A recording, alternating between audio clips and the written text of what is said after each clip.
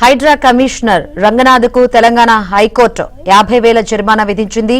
కౌంటర్లు దాఖలు చేయకుండా కాలయాపన చేశారని రంగనాథ్పై హైకోర్టు ఆగ్రహం వ్యక్తం చేసింది. ఓ కేసులో తుది అవకాశం ఇచ్చినా రంగనాథ్ కోర్టుకు హాజరు కాలేదు. అటు సాంకేతిక కారణాలతో హైడ్రా కౌంటర్ పిటిషన్ తిరస్కరణకు గురైంది.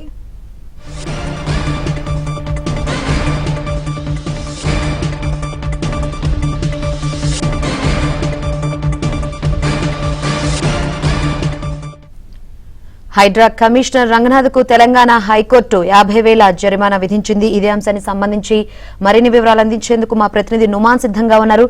నుమాన్, ఏ ఇష్యూలో ఈ జరిమానా విధించింది? శంకరి, హైడ్రా కమిషనర్ రంగనాథ్ కు హైకోర్టులో మరోసారి ఎదురు దెబ్బ తగిలిందని చెప్పవచ్చు. హైడ్రా కమిషనర్ రంగనాథ్ కు హైకోర్టు 50,000 జరిమానా విధించింది. కౌంటర్ దాఖలు చేయకుండా కాలయాపన చేయడం మీద హైకోర్టు తీవ్ర ఆగ్రహం వ్యక్తం చేసింది.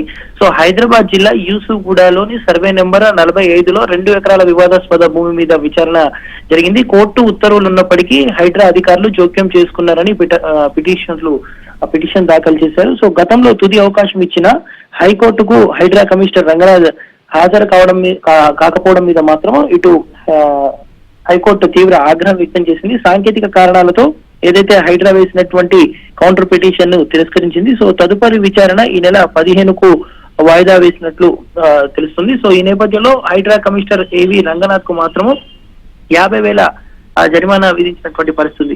సో ఖైరతాబాద్ మండలం పరిధిలో ఉన్నటువంటి యూసుఫ్గూడ పరిధిలో సర్వే నెంబర్ 45 హనుమాన్ టెంపుల్ వెనకాల ఉన్నటువంటి భూమిపై స్టేటస్ కో ఉన్నప్పటికీ కాంపౌండ్ వాల్ కూలగొట్టి ఫెన్సింగ్ ఏర్పాటు చేసి బోర్డును హైడ్రా అధికారులు ఏర్పాటు చేశారు. కౌంటర్ దాఖలు చేసేందుకు చివరి అవకాశం ఇచ్చినా పట్టించుకోకుండా కోర్టు ఉత్తర్వులు ఉల్లంఘించినందుకు ఇటు హైకోర్టు తీవ్ర ఆగ్రహం వ్యక్తం చేసింది. జరిమానా కడితేనే కౌంటర్ అఫిడవిట్ అంగీకరించాలని రిజిస్ట్రీకి హైకోర్టు న్యాయమూర్తి ఆదేశాలు జారీ చేశారు. ఈ నేపథ్యంలో హైడ్రా కమిషనర్ రంగనాథ్ కు 50,000 జరిమానా హైకోర్టు విధించినటువంటి పరిస్థితి ఉందని చెప్పొచ్చు. సో దీంతో హైడ్రా కమిషనర్ రంగనాథ్ కు హైకోర్టులో ఎదురు దెబ్బ తగిలినట్లయింది. గతంలో కూడా ఇలాంటి వ్యవహారాల్లో ఏదైతే కోర్టుకు సంబంధించినటువంటి స్టేటస్ కో ఉన్నప్పటికీ కూడా హైడ్రా దూకుడుగా వ్యవహరించడము, సో ఏదైతే స్టేటస్ కో కొనసాగుతున్నప్పటికీ కూడా ఈ విధంగా ప్రవర్తించడం మీద మాత్రం గతంలో కూడా హైకోర్టు తీవ్ర ఆగ్రహం వ్యక్తం చేసింది. సో ఏదైతే యూసుఫ్గూడలో జరిగినటువంటి ఈ వ్యవహారం మీద కూడా ఇటు హైకోర్టు తీవ్ర ఆగ్రహం వ్యక్తం చేసి 50,000 జరిమానా విధించినటువంటి పరిస్థితి ఉంది. Right, thank you Numan.